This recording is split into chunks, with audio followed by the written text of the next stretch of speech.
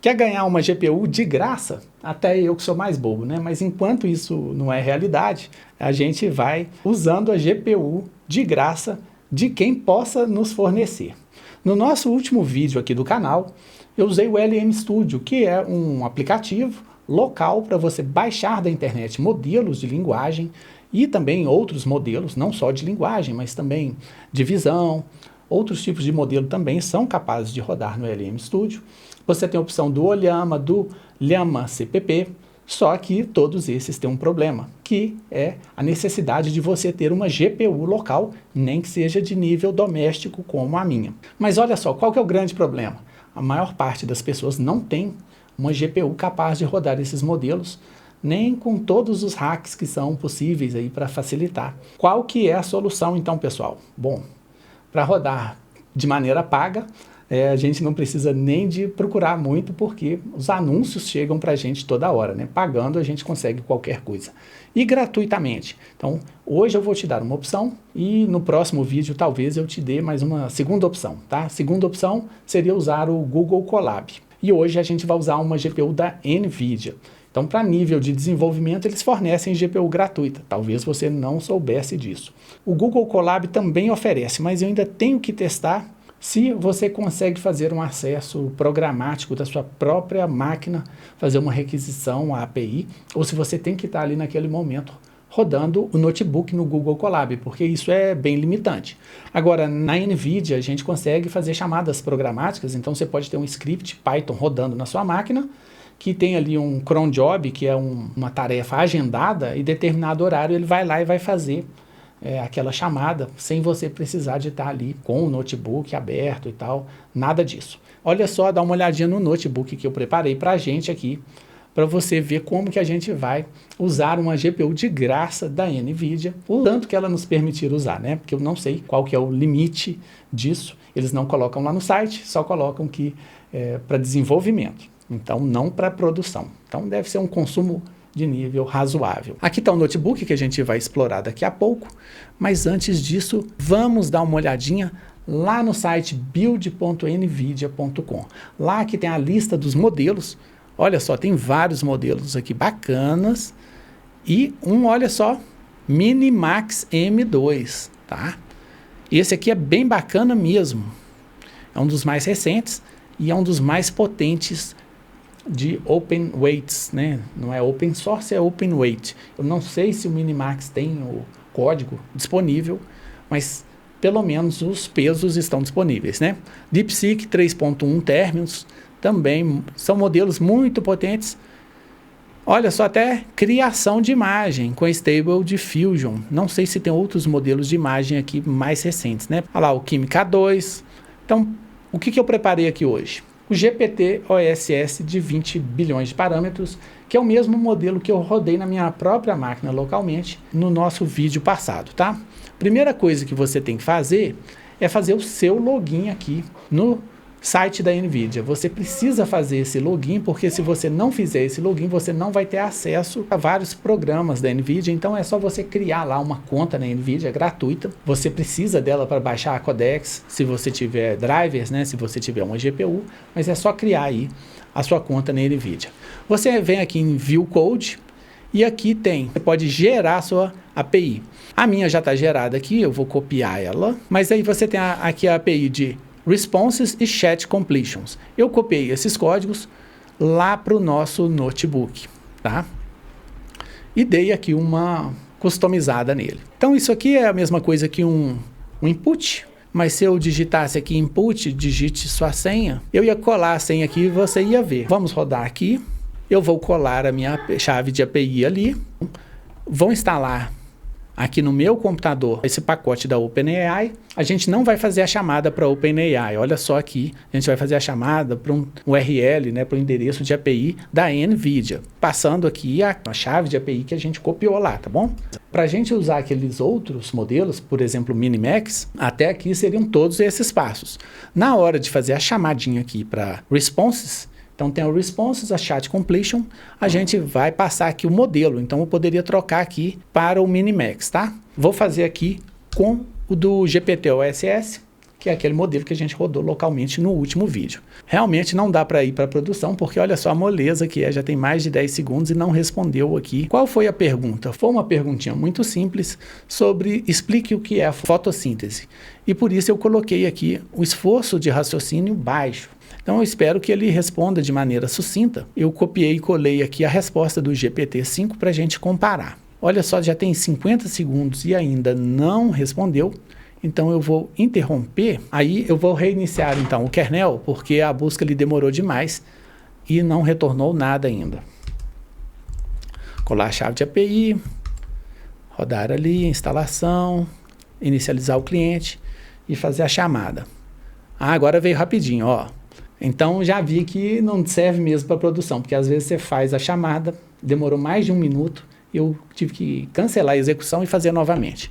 Fotossíntese é o processo pelo qual plantas, algas e algumas bactérias, praticamente idêntica à resposta do GPT-5, mas é claro que foi uma pergunta muito simples. Agora uma segunda pergunta mais difícil, a gente colocou esforço de raciocínio alto, elevado. Então ele vai, vamos aumentar esse máximo de output tokens aqui, para 20 mil, temperatura, vamos colocar aqui mais alta, um pouco, e vamos pedir ele aqui, fazer a chamada dessa API. Essa deve ser um pouco mais complicada, está fazendo a chamada, olha só, ele está raciocinando, que ó, já está respondendo aqui. Eu coloquei aqui no prompt, olha só, você é um cientista responsável por propor uma política pública para reduzir os impactos das mudanças climáticas em uma cidade costeira de médio porte do Brasil. E aí, ó, quais seriam as principais ameaças climáticas, quais medidas de infraestrutura? Eu vi aqui que ele citou, olha, João Pessoa, Natal e Florianópolis. Então ele está imaginando aqui umas capitais que não sejam tão grandes, né, quanto as maiores. Conclusão, final, essa é a resposta. A política proposta combina soluções. Deixa eu abrir aqui, olha. Então vamos lá. A resposta dele veio o quê? Isso aqui, ó. Aqui, até ali ele estava raciocinando. Olha, elevação do nível do mar, surge de tempestades, precipitação intensa, ondas de calor, acidificação e perda de biodiversidade, deslocamento de comunidades, principais ameaças climáticas. Esses aqui são os do GPT-5. Tá parecendo até melhor, né? Reflorestamento de manguezais, reabilitação de dunas, criação de zonas úmidas. Aqui, olha, reflorestamento de manguezais. Olha, eu tô achando que tá de mesmo nível aqui do GPT-5 para melhor, viu? Agora, só para finalizar, vamos fazer aqui uma chamada, um agente com busca na internet. Porque igual a gente fez naquele vídeo do LM Studio, se o modelo está ali estanque, sem busca na internet, ele não tem tanta utilidade, né? Então vamos instalar aqui OpenAI Agents e o Tavily para o Python. Depois do vídeo eu vou desinstalar aqui, porque está aqui no meu base, né, o Base, e eu não queria instalar isso aqui no Base, tá? Deveria ter criado um ambiente virtual antes. Então aqui a mesma coisa, vamos pegar a nossa API, chave da API do Tavily. Tavily é um mecanismo de busca que dá um nível gratuito, olha só. No último vídeo a gente usou, é só você vir aqui copiar a chave, né? E você tem 1000 créditos por mês, que é muita coisa para se usar. Então vou colar aqui a chave do Tavily, dar um Enter. Agora a gente está criando um novo cliente, esse é um cliente assíncrono. Aquele primeiro cliente lá para completar, né, responder um prompt, ele é síncrono. Esse aqui, como ele vai fazer chamada para uma ferramenta, então a gente vai criar uma função assíncrona. Aqui, olha só. Criou o cliente. Esse cliente a gente vai fornecer para ele uma ferramenta. A gente vai declarar uma ferramenta chamada Search Web. Esse é o nome da função que ele vai chamar quando ele precisar fazer uma busca na web. Então aqui, olha só. Deu um erro de importação no Agents. Porque essa biblioteca aqui, o pacote OpenAI Agents, ele espera uma versão específica do Pydantic. Então no Base aqui, vamos dar uma olhadinha qual que é a nossa versão do Pydantic 2.12, tá? Deixa eu dar uma olhadinha. Ele espera uma versão tipo entre 2.0 e 2.6. Então vamos ter que dar um downgrade aqui no nosso Pydantic e depois eu vou corrigir a minha versão.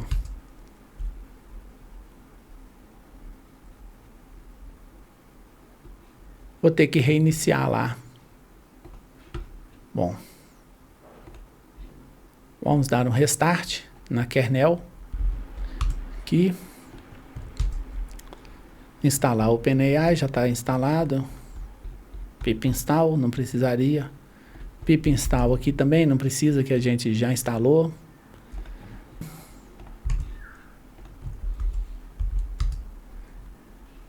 Aqui. Vamos ver se que a gente já rodou. Olha só, agora rodou. Eu tive que dar um downgrade no meu Pydantic para poder usar esse pacote de agents da OpenAI. Então eu coloquei aqui para o agente. Então a gente vai criar aqui o agente. O nome dele é assistente, né? Pode ser aqui em português, assistente. E eu coloquei, olha só, a instrução eu coloco em inglês, porque muitas vezes ele raciocina em inglês, então costuma o resultado ficar melhor quando você dá instruções em inglês, mesmo que a resposta esperada seja em português. Então coloquei você é um assistente prestativo e você vai responder sempre em português. O modelo eu passei o GPT, aquele lá mesmo, OSS. Aqui a gente está só inicializando, né? A chamada dele vai ser aqui para baixo. Esse set tracing aqui, não sei para que serve, só copiei lá do modelinho. E aqui a gente vai pegar aquele agente ali que a gente criou e vai rodar o agente. Então, o que eu pedi para buscar? Qual time tem maior pontuação do Campeonato Brasileiro de Futebol Série A em 2025, nesse momento? A gente está no finalzinho de novembro e eu acho que é o Flamengo ou o Palmeiras, não sei, tem a possibilidade de ganhar por esses dias, acho que é essa semana, ganhar o campeonato. Então ele fez uma busca aqui no Taville, olha só, Campeonato Brasileiro Série A, standings, pesquisou em inglês, mas depois já pesquisou aqui em português. Olha, classificação atual, pontos. Acho que vamos dar uma paradinha, vamos interromper e vamos fazer uma outra pergunta. Caramba, 2 minutos e nada, vamos interromper de novo. Me diga 3 festividades tradicionais do Brasil. Pesquise na internet. Pessoal, depois de 2 minutos aqui, ele deu a célula como completada, como completa a execução. E aí, eu fui dar uma olhadinha aqui, né? Mesma coisa que o print é o display. Vamos ver se o print vai ter quebra de... Não, o display está melhor. No result, porque o final output só saiu isso aqui, ó. Então vamos lá, tem 4 respostas brutas. Então a primeira coisa que ele retornou foi, olha só, o usuário quer 3 festividades. Olha lá, ele traduziu para o inglês, ele está interpretando aí. Olha só, quer que a busca seja feita na internet. Então, isso é a interpretação, né? Nós temos que responder em português, de acordo com a instrução do desenvolvimento. Aí a segunda. Aí ele tenta lá, olha só. A função, aí ele está planejando ali. Então, a gente vai fazer isso e então emitir uma resposta. Nós temos que manter a resposta em português. Olha só, a função, a tool, né? Search Web, retorna alguma coisa, a gente tem que lidar com isso. Então vamos ver aqui. A tool falhou. Nós temos que lidar com esse erro. Então podemos tentar de novo. Então houve uma falha no uso da ferramenta.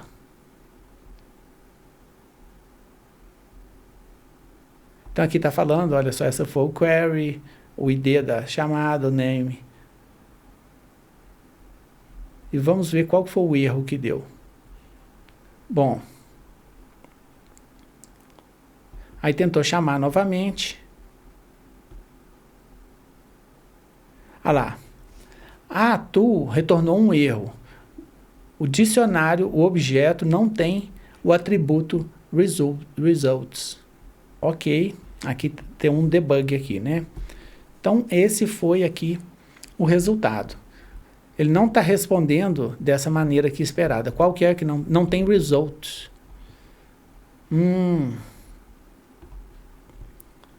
Então a gente precisa saber o que vem nesse... Vamos debugar aqui com um print. Então aqui que está o erro está aqui, olha só. Não vamos chutar não. Vamos lá na documentação, referência de API, a resposta aqui, olha só, results. Response.results. Então tem aqui o results, está dentro do response. A gente está chamando isso de result, ok. Title e content. Não, então tá certo aqui. Olha só, ele vai fazer uma busca. Se der ok, vai retornar nesse padrão aqui o dicionário. O dicionário tem a chave results e nele tem title e tem content. Então aqui, olha só. Vou pegar esse response, para cada response.results, que são vários results nesse JSON, eu vou pegar para cada um, eu vou chamar de result e vou retornar o título e o conteúdo, 2 pontos conteúdo. Beleza, aqui tá ok. Buscando aqui, eu digitei buscando.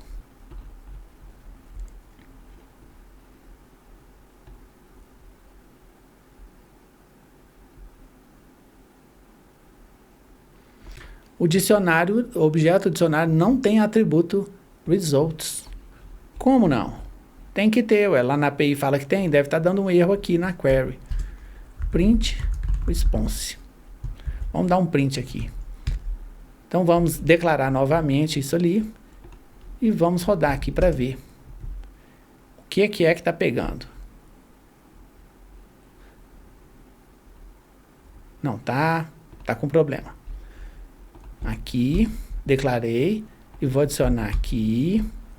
Tive que adicionar isso tudo de novo e agora sim. Agora, ótimo. Então vamos lá. Esse é o query que foi. Aqui olha só, o results tem. Results, title, olha a busca, retornou. Tem esse passagens promo. Tem vários URLs e vários títulos aqui. Então, esse aqui não tem motivo aqui não, olha só. Cada query, cada busca retornou os resultados. Ele refez aqui a busca. Então, results.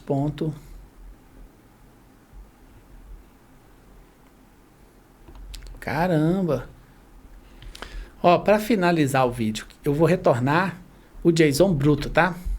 Em vez de limpar ali só retornar o título, 2 pontos e o conteúdo, vou retornar o JSON bruto e o modelo de linguagem se vira para interpretar. Quero nem saber. Ele que use o contexto, o context length, o comprimento de contexto dele para poder interpretar ali.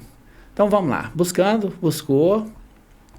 Aqui estão 3 festividades tradicionais, fontes, e aqui tem os sites. Contaí.com.br e Vietnã.vn.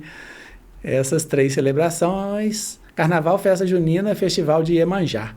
Buscou da internet, tá? Isso aqui eu estava usando para poder debugar.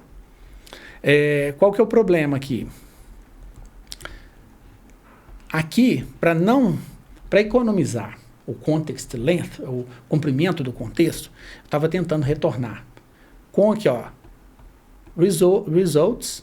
E aí, dentro do results vai ter o URL, o title e o content. Então, o que eu tentei fazer aqui? Né? Para cada... Né? Aqui, olha, for result em response.results. Então, aqui, ó, para cada... O results é uma lista, quer ver? Vamos dar uma olhadinha? Olha só. Ele é uma lista de itens. Então, é uma lista dentro de um dicionário. Então, o results pode ter vários itens. Então, para cada um desses itens no results, eu vou chamar ele de result e eu vou retornar lá o result.title, 2 pontos, result.content. Só que está dando um erro ali no dicionário, nessas keys do dicionário. Então, o que eu fiz aqui? Qual que é a gambiarra aqui para a gente finalizar o vídeo? Porque ficar debugando aqui ao vivo é osso. Eu retornei então a resposta cheia. O que é a resposta cheia?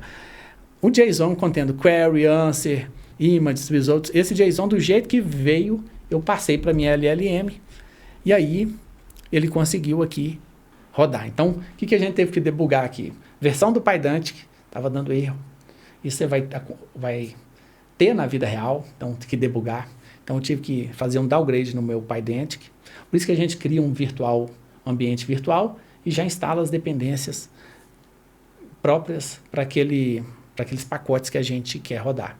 E segundo, o retorno da API não estava vindo no formato que eu estava esperando, e aí por isso a gente não estava conseguindo rodar aqui, mas a gente debugou aqui, e você viu, no final das contas, rodou certinho, e aí você ganhou também aqui uma aulinha de debug, que nem estava programado para esse vídeo, tá bom? Então, se você gostou da ferramenta aqui, você viu que dá para a gente usar uma GPU da NVIDIA de graça, na faixa, para poder rodar os nossos modelos. E aí você pode rodar um códigozinho Python, um scriptzinho, se for ali poucas vezes no dia, não for nada em produção, você pode aí usar a API gratuita da NVIDIA, a GPUzinha lá na casa do Jensen Huang, tá bom? Um abraço aí e depois a gente testa também o Google Colab.